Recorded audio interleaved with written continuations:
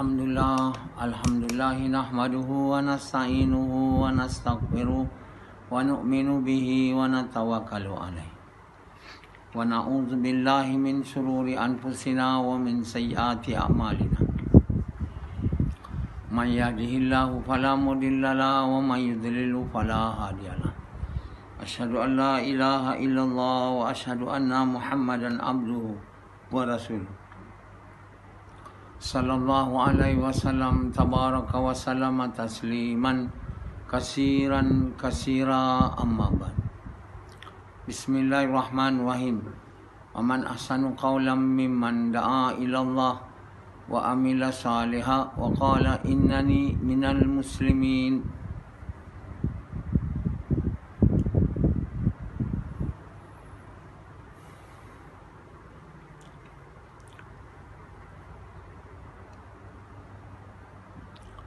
Tuan-tuan, bapa-bapa sekalian, Allah Subhanahu Wa Taala ialah Tuhan kita.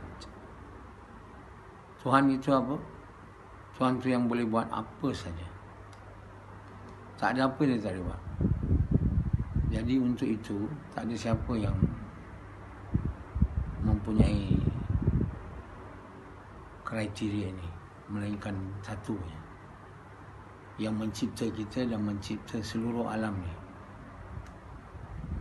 Tuhan mana apa? Yang boleh buat apa? Jadi Allah ni dia boleh buat langit, dia boleh buat bumi, dia boleh buat apa saja. Dengan perkataan jadi, maka jadilah. Itulah Tuhan yang kita mau percaya, yakini, taati. Dengan cara yang dia mau. Dan untuk tunjukkan cara yang dia mahu tu, dia hantar Nabi-Nabi, Rasul-Rasul kepada manusia. Manusia kena ikut Nabi-Nabi tu. Kalau tidak ikut Nabi tu, macam mana nak dapat Allah? Macam mana nak jadi kekasih Allah? Sebab Nabi tu, dia tahu apa yang Allah mahu. Allah Subhanahu Wa Taala berhubung dengan dia sebagai Allah punya wakil, Allah punya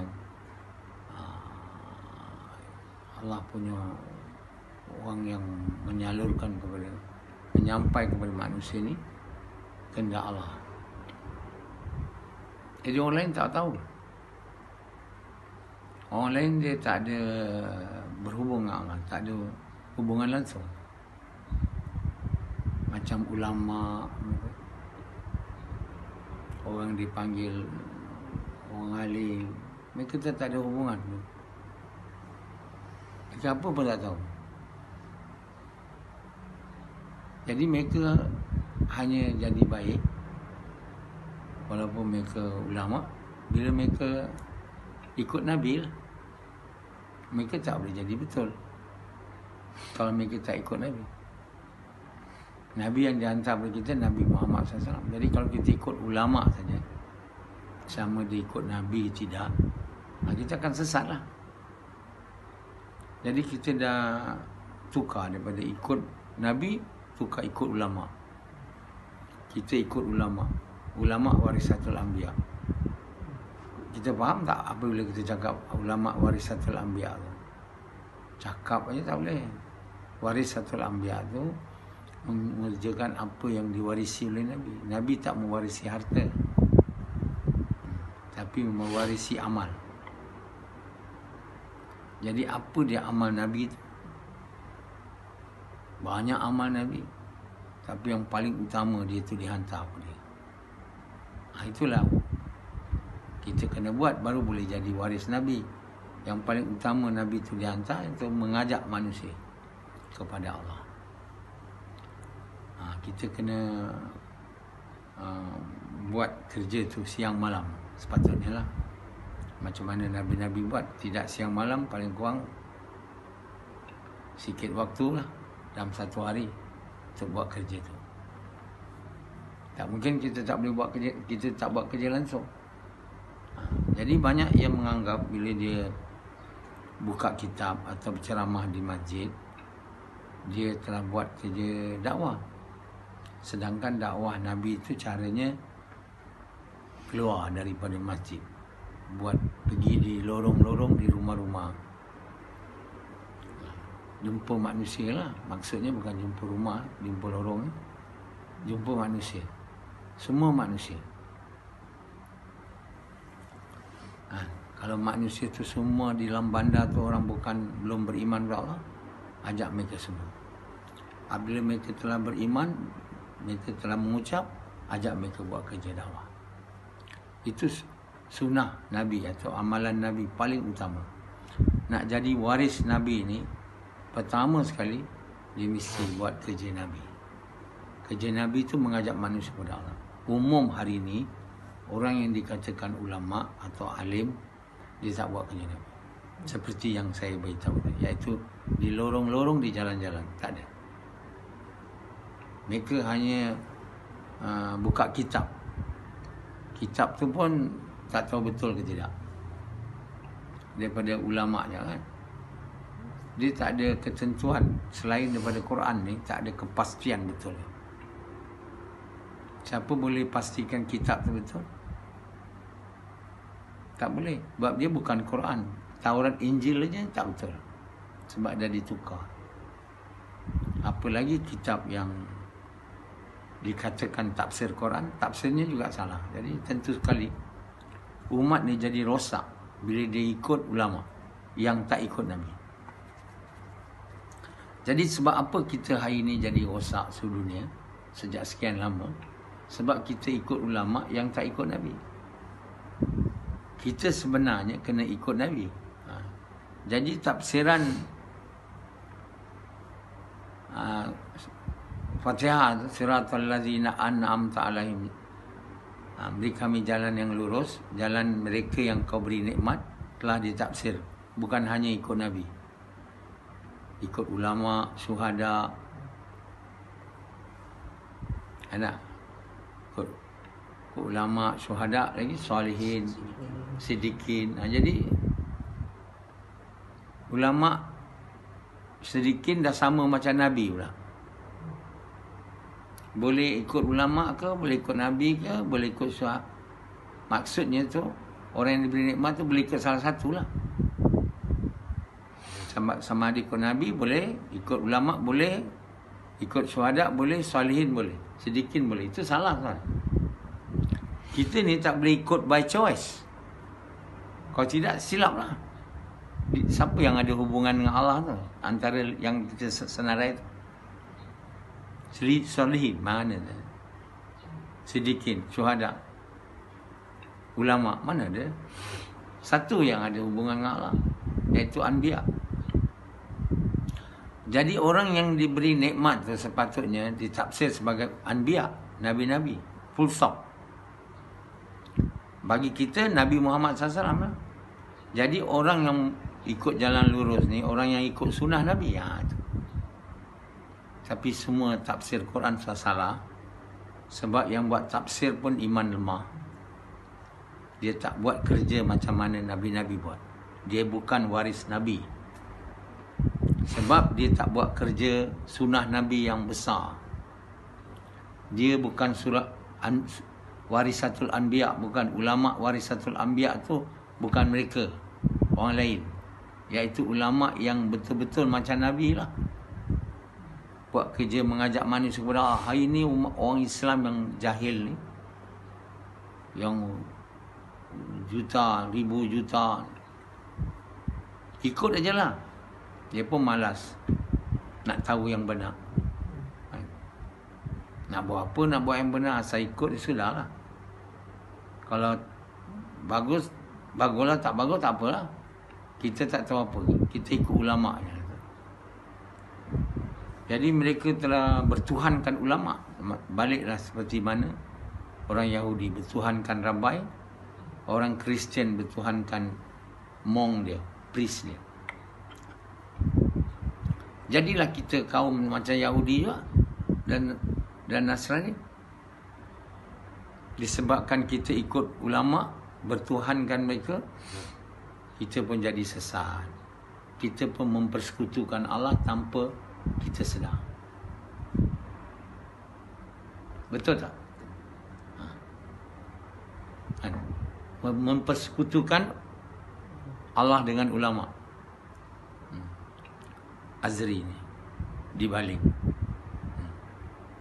Dia baling konon lah, dia orang cakap lah. Dia orang sangka je. Tempat ramai kan? Ulama. Pondok. Jadi tuan-tuan bapa sekalian, hari ni masalah Fatihah tu tak faham. Fatihah ni sebenarnya dia seluruh Quran tu dalam Fatihah. Fatihah tu dalam Bismillah. Bismillah tu dalam ba. Ba tu dalam titik. Titik tu apa? La ilaha illallah. Doa. Jadi makna Quran tu tafsiran pada kalimah tiada Tuhan melainkan Allah.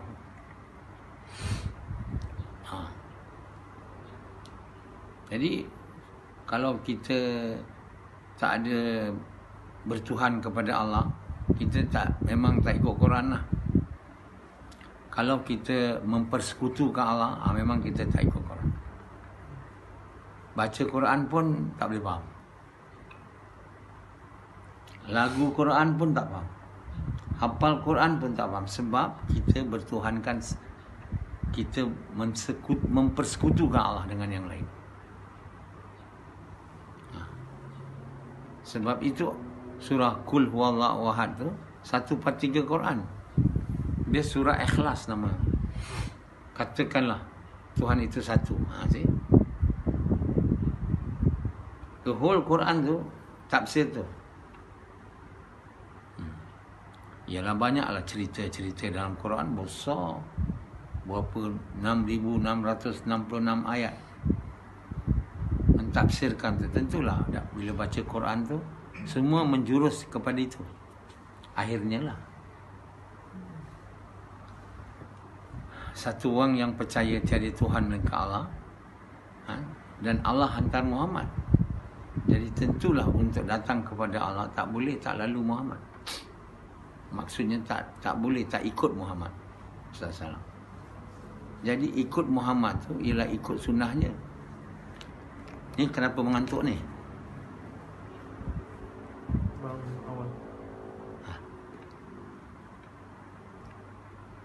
Yan.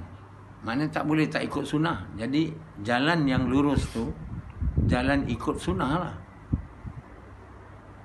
Jadi kalau suatu orang tak ikut sunnah Nabi, dia tak ikut Allah. Dia tak ikut orang yang diberi nikmat. Jadi sunnah ni bukan sunat. Bila kata sunnah, itu tak payah buat. Kalau buat pahala, tak buat tak apa, salah. Sunat hukum, sunnah apa Nabi buat. Jadi apa yang Nabi buat tu ada fardu, ada sunat. Tak ada makruh. Jadi buat kerja mengajak manusia kepada Allah ni bukan sunat, dia fardu. Jadi kena diikut oleh semua orang yang mengatakan diri dia ulama, alim. Kalau dia tak ikut, dia tak boleh jadi orang yang soleh. Dia tak boleh jadi orang yang besar. Jadi orang yang tidak soleh kita telah ikut hari ni. Kita telah ikut ulama yang tak ikut Nabi, tak ikut sunnah Nabi ni, kita telah ikut orang yang tidak soleh. Jadi apa jadi? Tentulah kita akan rosak. Jadi jangan jadi orang bodoh. Tahu? Jangan jadi orang bodoh. Jangan ikut mereka yang akan bawa kita ke neraka. Okay, jangan. Walau kita sayang dia. Kita bertanggungjawab atas amalan kita. Kita ulama mana-mana kita ikut, dia tak bertanggungjawab atas amalan kita. Kalau dia beritahu bahawa aku bertanggungjawab atas apa yang kamu buat, itu sebenarnya salah. Kamu tak payah dakwah bukan Islam. Belum masa lagi. Kalau Allah tanya nanti, aku akan jawab. Kata ulama, itu tak betul. itu dia tipu kamu. Kita bertanggungjawab hanya atas amalan kita saja. Dan orang lain bertanggungjawab atas amalan dia. Tak ada siapa dibebankan dengan amalan orang lain. Begitu juga kebaikan. Kita dapat kebaikan amal kita. Kita tak boleh dapat kebaikan amal yang dibuat oleh orang lain. Jadi kita jangan ikut aja dan berharap bahawa dia akan bertanggungjawab atas kita, atas amal buruk kita. Tak. Kita bertanggungjawab. Waktu tu nanti kita akan bertengkar dengan ketua kita. Kita kata pada Allah, bagi dia azab 2 kali ganda. Orang yang terakhir masuk. Jadi Allah bagi tahu setiap orang bertanggungjawab atas apa yang dia buat, sama aja dapat. Yang ketua pun tu, yang ikut pun tu juga. Dia tak ada double. Jadi Allah tak bagi double. Dia orang nak lah, sebab mereka kata kami jadi sesat sebab dia. Jadi bagi dia 2 kali ganda azab. Allah tak bagi. Semua orang ikut, diseksa, ikut apa yang dia buat. Dia buat sama lah dengan orang ketua tu, dia pun dapat lah. Jadi ketua dia pun cakap dengan apa yang kamu nak? Kamu nak kami dapat 2 kali azab? Tak boleh. Sekarang apa dah berlaku? Dua-dua kita dah dalam neraka ni. Kita nak buat apa lagi? Jadi tuan-tuan bapa sekalian, kita jangan ikut orang aja. Pastikan yang kita ikut tu Nabi. Kalau bukan Nabi, yang ikut Nabi.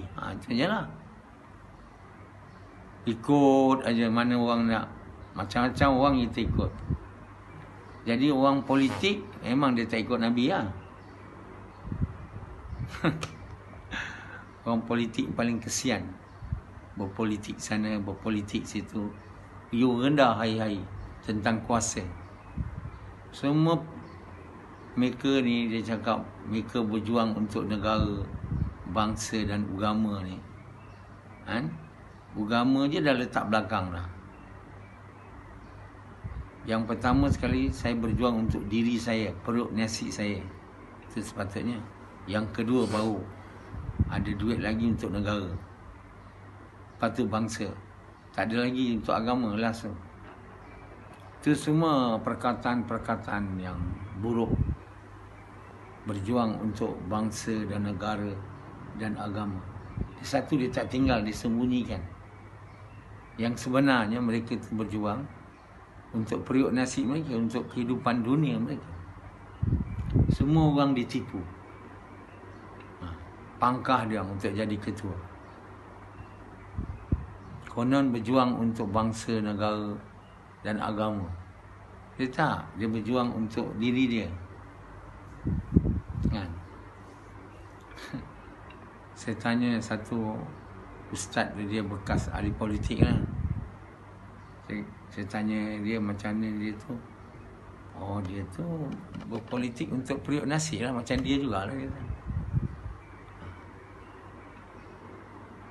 Jadi sebenarnya, yang sebenarnya mereka tu pandai berkata-kata. Kalau orang yang nak berjuang untuk periuk nasi ni, dia mesti gaduh punya. Mesti gaduh. Untuk diri dia kan. Semua orang berjuang untuk diri dia. Yang nombor satu.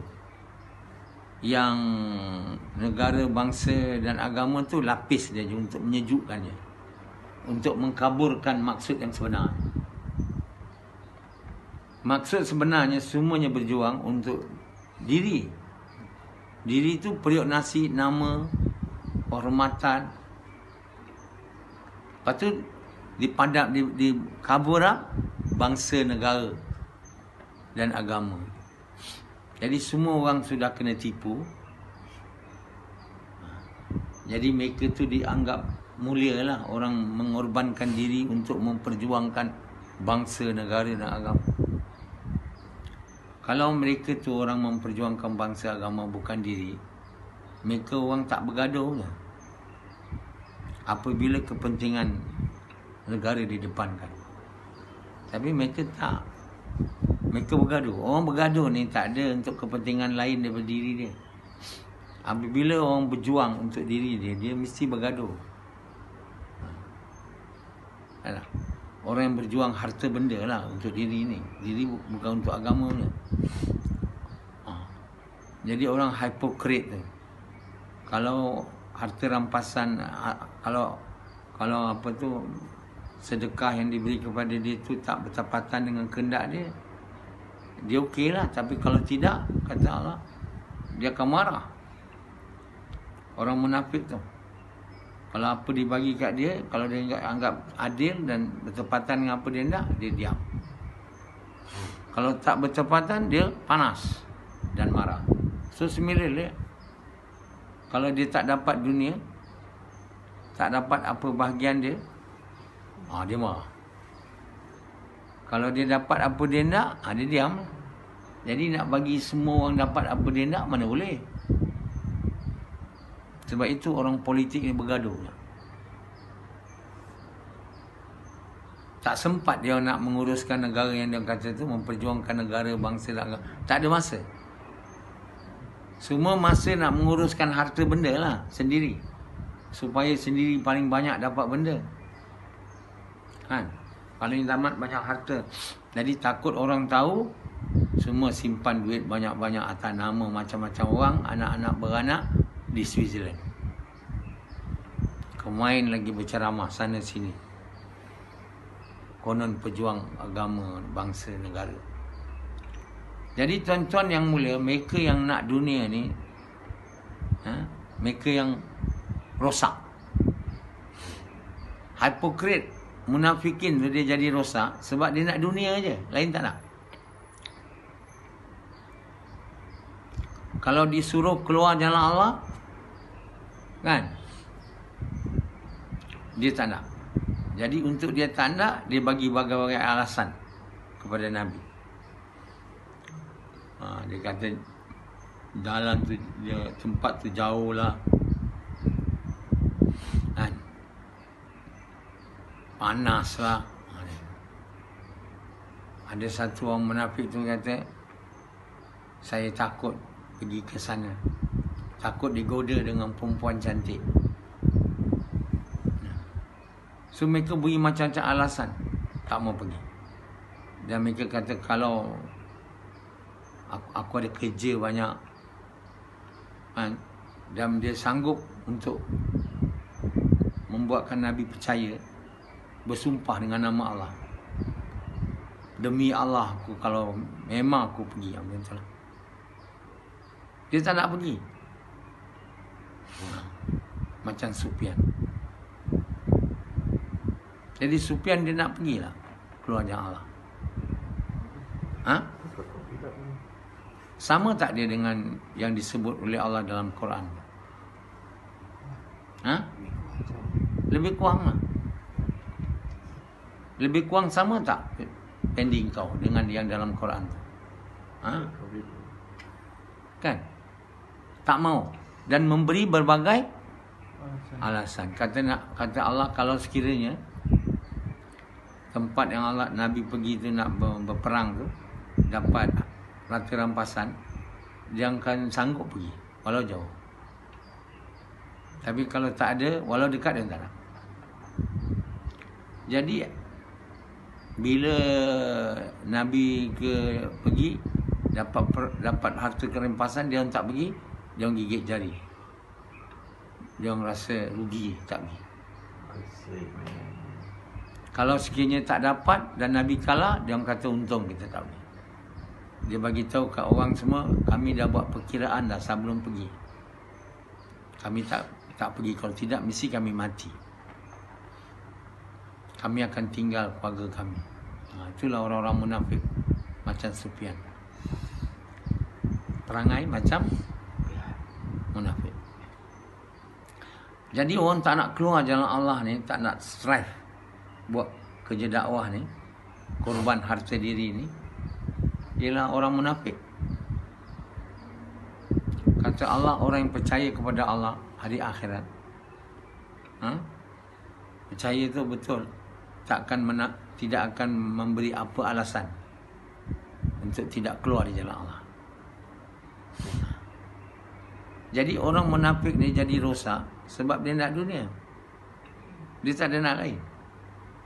Sebab itu bila kita nak dunia saja, kita jadi seumpama munafik. Jadi dalam umat Islam hari ini banyak sangat munafik.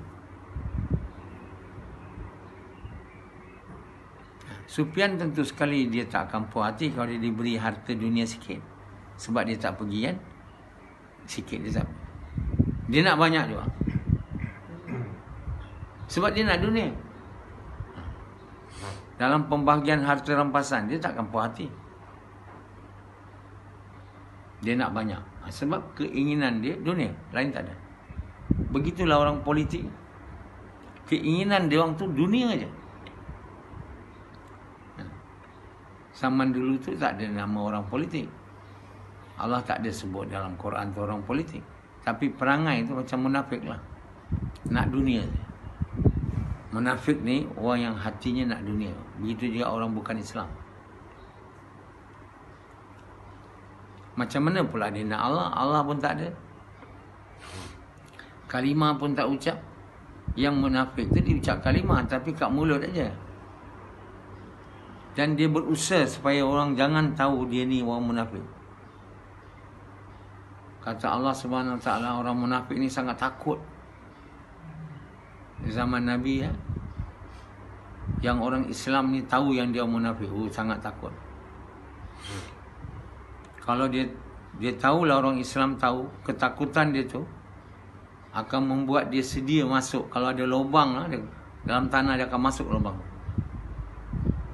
Sebab dia tahu bila orang Islam tahu dia munafik, dia lah musuh Allah, dia akan bunuh dia. Dan kehidupan dia penuh ketakutan. Tapi bila orang Islam, dia akan bersumpah. Dia sedia bersumpah, demi Allah aku orang beriman. Dia sanggup bersumpah palsu. Jadi orang munafik ni Allah bagi tahu dia seperti haiwan ganas 4 kaki. Mereka tu bukan saja bodoh dan pekak, tapi mereka tu ganas, cruel dan kotor.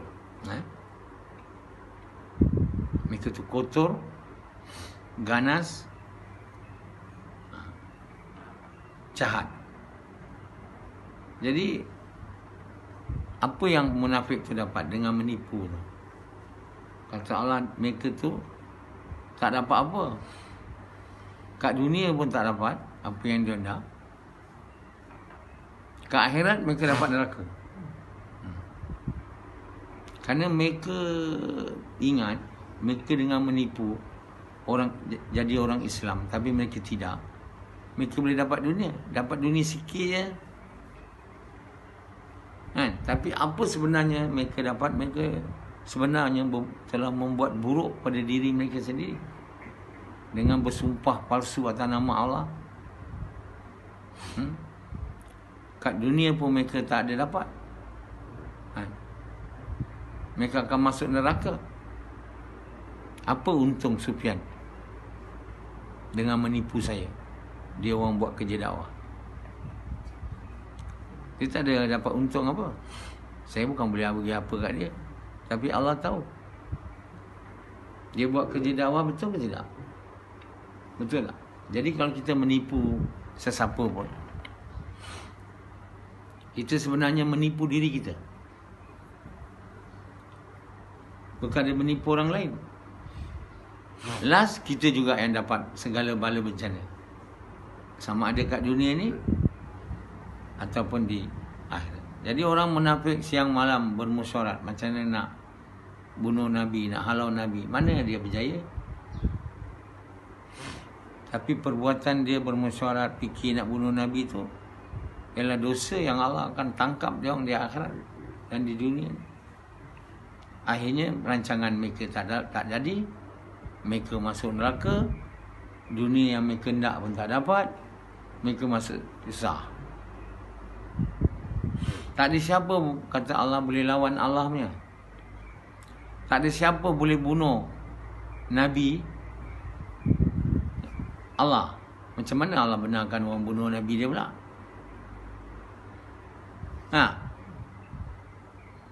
Kecuali bunuh tu baik untuk Nabi tu. Ada Bani Israel boleh bunuh Nabi-Nabi. Tapi Nabi bawah-bawah je. Bukan Nabi tinggi je. Jadi dia nak cuba bunuh Nabi Isa mana boleh. Takkan Allah biarkan dia pula bunuh Nabi Isa. Macam itu je Allah benarkan bunuh Nabi dia. Allah selamatkan Nabi Isa. Ini orang Kristian tak tahu Nabi Isa. Kalau kau percaya dia Rasul yang mulia, tak ada dia akan digantung di sula, diletak dekat cross dengan telanjang, kain, paku sana. Itu penghinaan lah kan. Macam mana boleh Nabi diberi penghinaan oleh Allah pula, Nabi dia.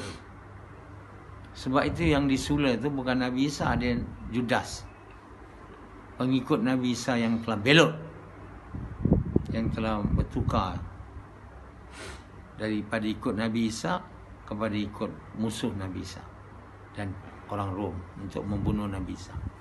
Sebab itu Allah bagi yang disalib tu bukan Nabi Isa, Judas. Nabi Isa di langit kedua, dia naik ke atas, terus naik ke atas.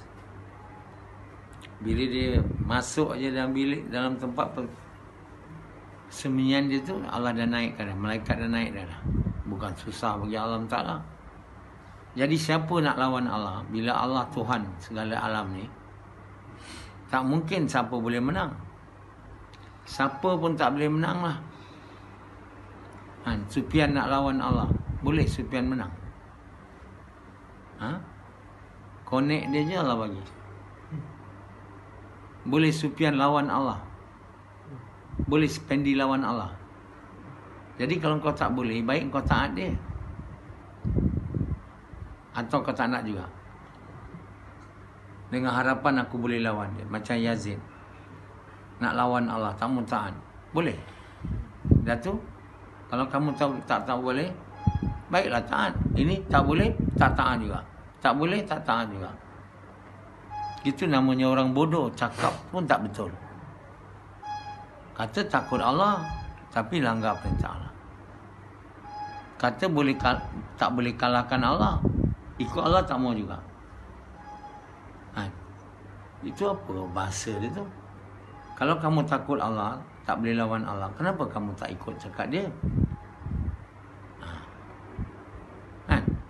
Hari ni orang Islam tak takut Allah sebenarnya. Apa tanda kamu takut Allah kalau kamu tak taat perintah dia? Memang tak ada tanda lah takut tu. Jadi Allah Subhanahu Wa Taala, dia Tuhan. Apa pun dia boleh buat, namanya Tuhan. Kita jangan cuba nak menipu Allah, sebab Allah Maha tahu. Orang munafik tu kata Allah, mereka ni bodoh. Dia nak tipu aku yang Maha tahu. Allah yang Maha tahu tau. Yang gaib, yang tak gaib, yang di luar manusia tak boleh nampak, Allah boleh nampak. Yang dalam batu, dalam mana, semua Allah nampak. Dah tu nak tipu Allah, kata aku Islam, macam Allah tak tahu. Nampak sangat orang munafik ni bodoh. Sebab apa dia jadi bodoh? Sebab dia tak percaya Tuhan tu, Allah tu ada dan melihat. Kita bila tidak percaya Allah tu ada dan dia melihat, dia jadi orang bodoh, orang kotor. Kita lawan Allah macam kita kuat pula, sedang kita tak kuat. Macam Yazid, dia lawan Allah, dia kuat ke? Kenapa dia lawan Allah? Kalau dia tahu dia tak kuat, sebab dia ingat dia kuat lah. Kan bodoh tu. Awak tak kuat, kata kuat pula. Boleh lawan Allah. Sufyan. Ha? Kalau saya tak sebut nama ni, dia ingat yang ini yang buat macam ni semua orang lain. Dia tak. Kita buat bagus. Semua takut Allah punya. Mana Sufyan takut Allah? Pendi, saya suruh dia keluar 4 bulan pun dia tak nak. Dia sampai sekarang tak nak. Dia cinta dunia. Kalau kita jadi orang munafik, kita orang yang dalam hati cinta dunia saja. Sebab itu selepas kita mengucap, kita lepas mengucap je tak boleh jadi munafik lagi. Kita kena buat kerja. Korban harta diri, buat kerja, mengajak manusia kepada kebaikan, mencegah kemungkaran. Mengajak manusia kepada Allah. Kerana itu mengajak kepada mengucap kalimah kena dikait dengan kerja mengajak manusia kepada Allah atau kerja mengajak manusia kepada kebaikan, mencegah. Dia pasangan tu, dia tak boleh lepas. Kalau mengucap aja tak buat kerja mengajak manusia kepada kebaikan, mencegah kemungkaran, maknanya kita tidak menunaikan hak mengucap. Jadi bila kita tak dapat menunaikan hak mengucap, kita tak dapat faedah lah dari mengucap tu. Kalimah tu kita tak dapat faedah sebab kalimah tak masuk dalam hati kita ke tahap yang Allah mahu. Kalau kita tak buat, diragui. Sangat-sangat diragui. Dalam hati kita hanya ada cinta dunia. Dan bila hanya ada cinta dunia, sikit pun tak ada cinta Allah, mesti kita jadi munafik.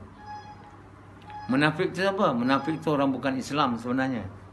Nama aja, tapi dia buruk lagi daripada orang bukan Islam. Tapi dia segolongan dia orang bukan Islam dan tempatnya di neraka.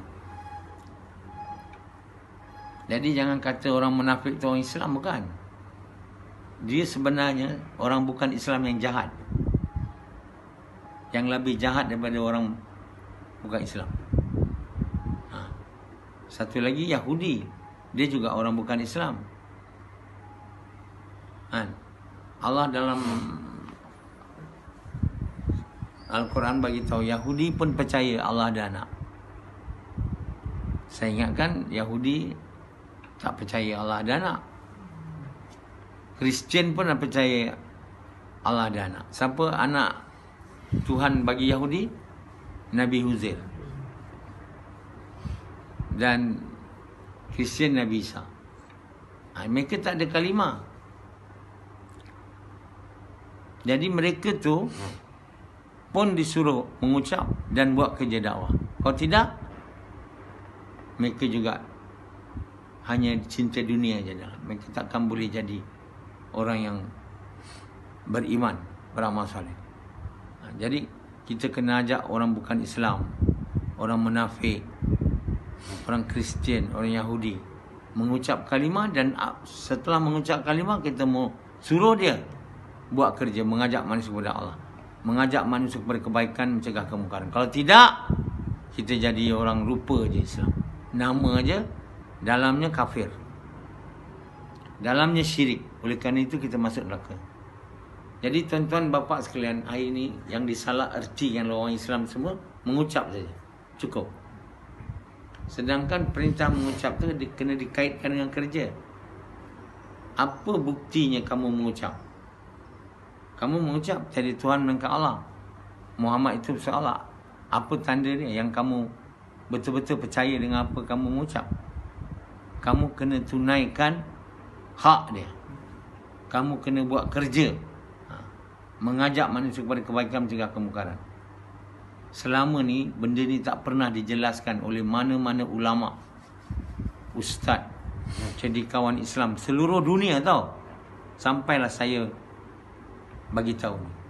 Dan maknanya saya telah datang dengan satu pahaman yang sangat-sangat berbeza dengan semua ulama sejagat sejak sekian lama. Sama ada kamu nak ikut ulama ke nak ikut Quran. Kalau nak ikut Quran, yang saya cakap ni. Kalau nak ikut Muhammad SAW, yang saya cakap ni. Kita bukan hanya boleh mengucap saja. Kita sudah sempurnakan rukun Islam pertama. Dia kena mengucap dan menunaikan hak mengucap. Dan hak mengucap itu adalah kerja mengajak manusia kepada kebaikan, mencegah kemungkaran. Dengan korban harta diri yang Sufyan tak nak. buat kerja mengajak manusia kepada Allah sebenarnya, tapi bukan korban harta diri. Maka kerana tak ada korban harta diri, kerja tu jadi tak betul lah. Buat lama pun tak adalah kalimah tu masuk. Jadilah orang dunia juga. Jadi apa faedahnya menipu saya? Menipu diri sendiri, menipu orang lain. Kita kena buat kerja tu dengan betul. Nah, kita jangan buat tak betul. Kalau kita buat tak betul, kita takkan jadi orang pun yang betul. Tak ada benda betul datang daripada perbuatan tak betul. Benda betul mesti jalan kerja pun betul. Kalau kita nak kereta tu betul, jalan buat dia mesti betul. Tak boleh salah. Kalau salah dia tak jadi kereta. Kita nak jadi orang betul, jalan kerja mesti betul. Tak boleh tipu. Jalan kerja yang betul tu jalan Muhammad SAW. Yazid cuba nak tipu, buat jalan kerja tak betul. Tak boleh jadi betul. Jadi kita tak usah tipu diri kita. Dan jangan sekali tipu orang lain dan Allah. Kita boleh tipu Allah, kita tipu diri kita. Kita berikhlas dengan apa yang kita buat, betul-betul seperti mana Allah mahu. Kita berbuat baik, baiknya tu pada kita. Tak ada orang lain dapat. Orang lain buat baik, dia dapat dia lah. Kita punya buruk, kita yang dapat, orang lain tak dapat. Jadi kita pertama sekali kena sayangkan diri kita dengan berbuat baik dengan pencipta kita, yang mencipta kita, yang menjadikan kita sungguh-sungguh taat pada dia dengan cara yang dia mahu, dengan niat nak sukakan dia. Baru kita boleh berjaya. Okey.